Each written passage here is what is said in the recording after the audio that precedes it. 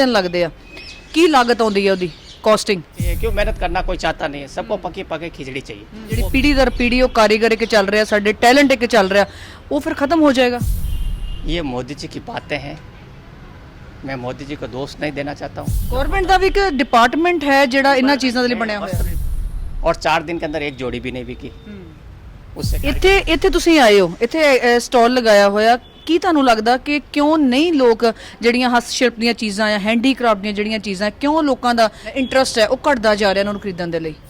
अब आपको आप जैसे आप आ रहे हो कि मेरे को जूती चाहिए, वाह ठीक है, अपने को एक साड़ी हो जाना है, कहीं पे जाना है तो पार्टी में जाना, तो ले यार 100 रुपये की जूती पहन लेते, बाद में वो जिस चीज़ को वैल्यू नहीं समझते।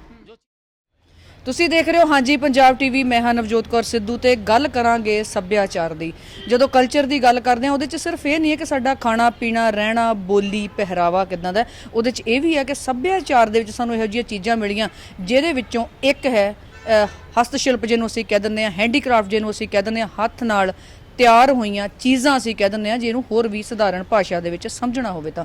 ਸੋ ਅੱਜ ਅਸੀਂ ਜਿੱਥੇ ਪਹੁੰਚੇ ਹਾਂ ਉੱਥੇ ਆਰਟ ਐਂਡ ਕਰਾਫਟ ਦੀ ਇੱਕ ਐਗਜ਼ੀਬਿਸ਼ਨ ਲੱਗੀ ਹੈ, ਪਰ ਇਹ ਗੱਲ ਜਿਹੜੀ ਤੁਹਾਡੇ ਨਾਲ ਕਰਨ ਦਾ ਮਕਸਦ ਉਹ ਇਹ ਹੈ ਕਿ ਕਿਉਂ ਅਲੋਪ ਹੋ ਰਹੀ ਹੈ ਹੱਥਾਂ ਨਾਲ ਬਣਾਈਆਂ ਹੋਈਆਂ ਕਲਾਕ੍ਰਿਤੀਆਂ ਦੀ ਇਹ ਝਲਕ, ਕਿਉਂ ਅਲੋਪ ਹੋ ਰਿਹਾ ਸਾਡਾ ਇਹ ਸੱਭਿਆਚਾਰ, ਕਿਉਂ ਅਸੀਂ ਇਹਨਾਂ ਚੀਜ਼ਾਂ ਨੂੰ ਹੁੰਗਾਰਾ ਨਹੀਂ ਦਿੰਦੇ। ਸੋ ਇਹਨਾਂ ਬਾਰੇ ਅਸੀਂ ਗੱਲਬਾਤ ਕਰਾਂਗੇ, ਕਿਉਂਕਿ ਜਿਹੜੇ ਸਟਾਲ ਜਿਨ੍ਹਾਂ ਨੇ ਇੱਥੇ ਲਗਾਇਆ, ਜਿਹੜੇ ਕਾਰੀਗਰ ਤਾਂ ਨਹੀਂ ਕਹਿ ਸਕਦੇ, ਇਸ ਫੀਲਡ ਦੇ ਨਾਲ ਜੁੜੇ ਹੋਏ ਨੇ, ਕਾਰੀਗਰ ਚੀਜ਼ਾਂ ਬਣਾ ਕੇ ਉਹਨਾਂ ਤੱਕ ਪਹੁੰਚਾਉਂਦੇ ਨੇ, ਫਿਰ ਉਹ ਸਾਡੇ ਤੱਕ ਲੈ ਕੇ ਆਉਂਦੇ ਨੇ।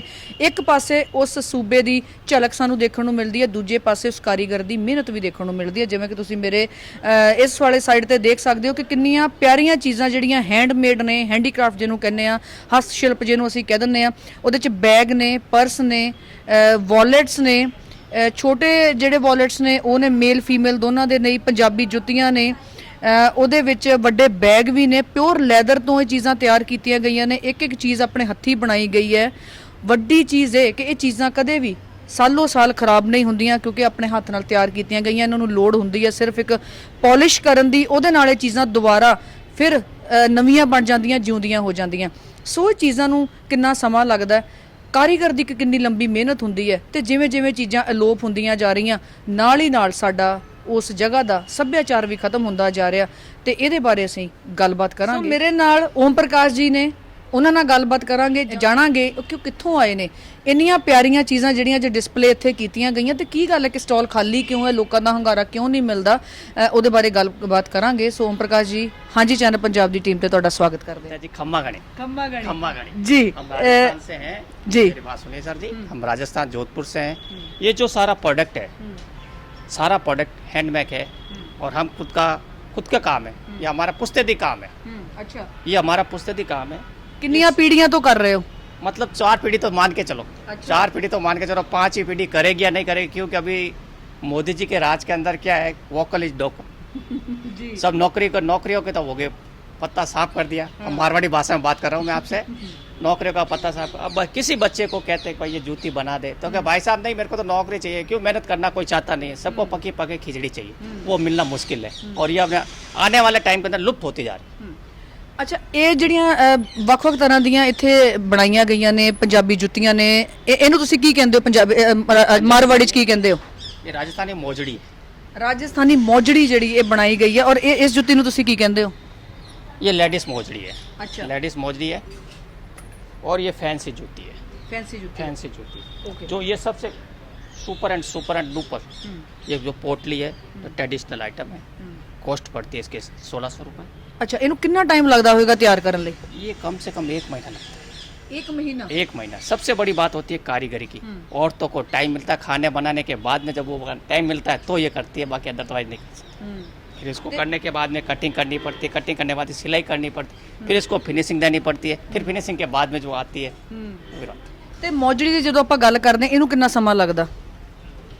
ये 3 दिन में बनती है। 3 दिन में? 3 दिन में। ਅੱਛਾ, ਇੱਕ ਮੋਜੜੀ ਅਗਰ ਅਸੀਂ ਅਗਰ ਇਸ ਪੇਅਰ ਦੀ ਗੱਲ ਕਰਦੇ ਆ, ਤੇ ਇੱਕ ਪੂਰੇ ਪੇਅਰ ਨੂੰ 3 ਦਿਨ ਲੱਗਦੇ ਆ, ਕੀ ਲਾਗਤ ਆਉਂਦੀ ਹੈ ਉਹਦੀ ਕॉस्टिंग? कॉस्टिंग पड़ती है जी 1600 रुपये बेचने की रेट होती है, अच्छा एक्चुअल में अंदर 800-900 रुपये में पड़ जाती है। अच्छा, और कारीगर को क्या है जी, कारीगर को पैसे नहीं मिलते हैं, कारीगर तो वही मिलते हैं जो व्यापारी ले जाता है, वही उस हिसाब से ही पैसे देता है। कमाई ये- कमाई कमाई सिर्फ क्या है, व्यापारी करता है।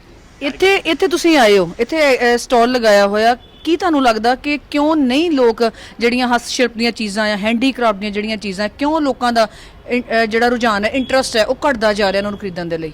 लोग इनको इंटरेस्ट नहीं लेते। आजकल क्या है कि नई नई टेक्निक आ गई है। टेक्निक के चक्कर के अंदर क्या है कि लोगों को क्या है कि क्विक सर्विस वाला हिसाब चाहिए। क्विक सर्विस आया और पहना और 3 दिन में फेंक दिया, वो ये चीज़ है नहीं। इसको मेहनत लगती है। आज के जूते आपने देखे होंगे, फैंसी जूती भी देखी, आपको 100 रुपये लगा के 1000 रुपये 10,000 तक के जूते मिल जाते हैं।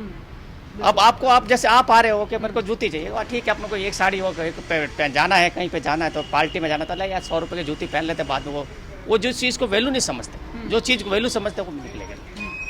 ਤੇ ਜੇ ਤੁਹਾਨੂੰ ਲੱਗਦਾ ਕਿ ਇਸੇ ਤਰੀਕੇ ਦੇ ਨਾਲ ਲੋਕਾਂ ਦਾ ਇੰਟਰਸਟ ਰਿਹਾ, ਲੋਕ ਇਹਨਾਂ ਚੀਜ਼ਾਂ ਨੂੰ ਨਹੀਂ ਖਰੀਦਣਗੇ ਲੋਕ, ਫਿਰ ਜਿਹੜੇ ਕਾਰੀਗਰ ਨੇ, ਜਿਹੜੀ ਪੀੜ੍ਹੀ ਦਰ ਪੀੜ੍ਹੀ ਉਹ ਕਾਰੀਗਰ ਇੱਕ ਚੱਲ ਰਿਹਾ, ਸਾਡੇ ਟੈਲੈਂਟ ਇੱਕ ਚੱਲ ਰਿਹਾ, ਉਹ ਫਿਰ ਖਤਮ ਹੋ ਜਾਏਗਾ। टैलेंट तो ख़त्म होगा मैडम।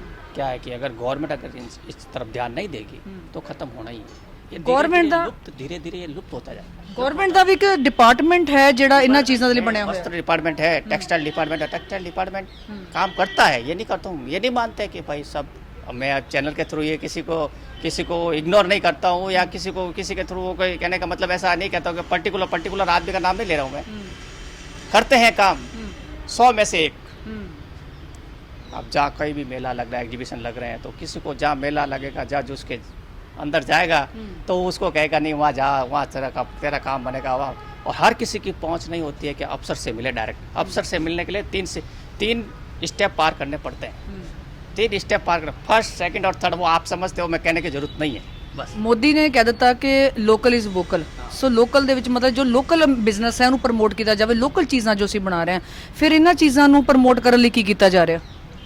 ये मोदी जी की बातें हैं, मैं मोदी जी को दोष नहीं देना चाहता हूँ। ये मोदी जी की ये बातें हवाई है। एक्चुअल के अंदर जो फील्ड के अंदर काम करता है ना, उसको मालूम चलता है पानी कहाँ से आता है। हम राजस्थान में पानी की बहुत कमी है। कितना दूर से घड़ियाँ लोग उठ लेकर आते हैं, फिर आप कहा तो लो मैडम पानी पियो, और आप पानी थोड़ा सा पिया, डोल दिया, फिर उसके दिल पर क्या गुजरती है वो तो वो जानती है। मैं ये कहना चाहता हूँ। ਜੋ ਵੀ ਚੀਜ਼ਾਂ ਬਣ ਰਹੀਆਂ ਨੇ, ਇਹਨਾਂ ਚੀਜ਼ਾਂ ਨੂੰ ਅਗਰ ਤੁਹਾਨੂੰ ਜਦੋਂ ਤੁਸੀਂ ਆਉਂਦੇ ਹੋ, ਸਟਾਲ ਲਗਾਉਂਦੇ ਹੋ, ਲੋਕ ਪਸੰਦ ਨਹੀਂ ਕਰਦੇ ਜਾਂ ਪਸੰਦ ਨਹੀਂ ਕਰਦੇ, ਮਤਲਬ ਲੋਕ ਖਰੀਦਦੇ ਨਹੀਂ ਆ, ਫਿਰ ਤੁਸੀਂ ਜਦੋਂ ਵਾਪਸ ਜਾਂਦੇ ਹੋ ਕਿ ਨਿਰਾਸ਼ਾ ਨਹੀਂ ਹੁੰਦੀ ਮਨ ਦੇ ਵਿੱਚ, ਜਾਂ ਦਿਲ ਨਹੀਂ ਕਰਦਾ ਕਿ ਹੁਣ ਨੈਕਸਟ ਟਾਈਮ ਜਦੋਂ ਸਟਾਲ ਲੈ ਕੇ ਜਾਣਾ, ਲੋਕ ਤਾਂ ਪਹਿਲਾਂ ਹੀ ਰਿਸਪੌਂਸ ਨਹੀਂ ਸਾਨੂੰ ਕਰ ਰਹੇ? अब इस निराशा की बात करें तो अब आपको क्या कहें, आप ही 4 दिन से एक बार आए हैं, यहाँ लगे हुए 4 दिन हो गए, और 4 दिन के अंदर एक जोड़ी भी नहीं बिकी, उससे क्या मर्क होगा? आए हैं। बिजनेसमैन कभी भी निराश नहीं होता है। बिजनेसमैन को आगे की सोच होती है कि नहीं आज नहीं तो कल देगा, आज नहीं तो कल देगा, आज नहीं तो कल देगा। उस आशा के पीछे वो जीवित रहता है। वो नहीं कि आज दे दिया तो कल नहीं देगा, वो इसके भरोसे रहेगा तो आगे चढ़ेगा भी नहीं। ਕਿਆ ਬਾਤ ਹੈ, ਇੰਨੀ ਖੂਬਸੂਰਤ ਗੱਲ ਹੈ। ਦੂਜੀ ਸਭ ਤੋਂ ਵੱਡੀ ਗੱਲ ਹੈ ਕਿ ਜੇ ਸਰਕਾਰ ਸੱਭਿਆਚਾਰ ਨੂੰ ਬਚਾਉਣ ਦੀ ਗੱਲ ਕਰ ਰਹੀ ਹੈ ਤਾਂ ਉਹਨਾਂ ਨੂੰ ਹਸਤ ਲਿਖਤ ਦੀਆਂ ਜਿਹੜੀਆਂ ਇਹ ਚੀਜ਼ਾਂ ਨੇ, ਹੈਂਡੀਕ੍ਰਾਫਟ ਦੀਆਂ ਜਿਹੜੀਆਂ ਚੀਜ਼ਾਂ ਨੇ, ਉੱਥੋਂ ਦਾ ਜਿਹੜਾ ਕਲਚਰ ਹੈ, ਜਿਵੇਂ ਕਿ ਇਹ ਜੈਪੁਰ ਤੋਂ ਆਏ ਹੋਏ ਨੇ, ਉਹਨੂੰ ਬਚਾਉਣ ਦੀ ਕੋਸ਼ਿਸ਼ ਕਰਨੀ ਚਾਹੀਦੀ ਹੈ, ਤਾਂ ਕਿ ਜਿਹੜੀਆਂ ਸਾਡੀਆਂ ਆਉਣ ਵਾਲੀਆਂ ਪੀੜ੍ਹੀਆਂ ਆ ਉਹ ਜਾਣੂ ਹੋਣ ਕਿ ਕਿੰਨਾ ਅਮੀਰ ਸੱਭਿਆਚਾਰ ਹੈ, ਚਾਹੇ ਉਹ ਕਿਸੇ ਵੀ ਸੂਬੇ ਦੇ ਨਾਲ ਸੰਬੰਧਿਤ ਹੋਵੇ। ਸੋ ਸਰਕਾਰਾਂ ਕੱਲੀਆਂ ਗੱਲਾਂ ਨਾ ਕਰਨ, ਕੰਮ ਵੀ ਕਰਨ, ਤੇ ਜਿਹੜੇ ਇਹਨਾਂ ਦੇ ਲੋਕ ਜਿਹੜੇ ਇੰਨੀ ਪੋਜ਼ਿਟਿਵ ਸੋਚ ਰੱਖ ਕੇ ਹਰ ਥਾਂ ਪਹੁੰਚੇ ਨੇ, 4 ਦਿਨ ਤੋਂ ਚਾਹੇ ਕੋਈ ਸਮਾਨ ਨਹੀਂ ਵਿਕਿਆ ਪਰ ਫਿਰ ਵੀ ਉਮੀਦ ਦੇ ਉੱਤੇ ਬੈਠੇ ਹੋਏ ਨੇ, ਉਹਨਾਂ ਕਾਰੀਗਰਾਂ ਦਾ ਢਿੱਡ ਭਰ ਰਹੇ ਨੇ ਜਿਹੜੇ ਇਹ ਚੀਜ਼ਾਂ ਬਣਾ ਕੇ ਸਾਡੇ ਤੱਕ ਪਹੁੰਚਾਉਂਦੇ ਨੇ। ਸੋ ਅਸੀਂ ਆਪਣੀਆਂ ਸ਼ੁਭਕਾਮਨਾਵਾਂ ਦਿੰਦੇ ਹਾਂ ਕਿ ਇਹੋ ਜਿਹੇ ਜਿਹੜੇ ਕਾਰੀਗਰ ਨੇ ਉਹ ਜਿਉਂਦੇ ਵਸਦੇ ਰਹਿਣ, ਤੰਦਰੁਸਤ ਰਹਿਣ, ਤਾਂ ਕਿ ਸਾਡਾ ਸੱਭਿਆਚਾਰ ਇਹਨਾਂ ਲੋਕਾਂ ਦੇ ਸਿਰ ਦੇ ਉੱਤੇ ਜਿਉਂਦਾ ਹੈ। ਧੰਨਵਾਦ।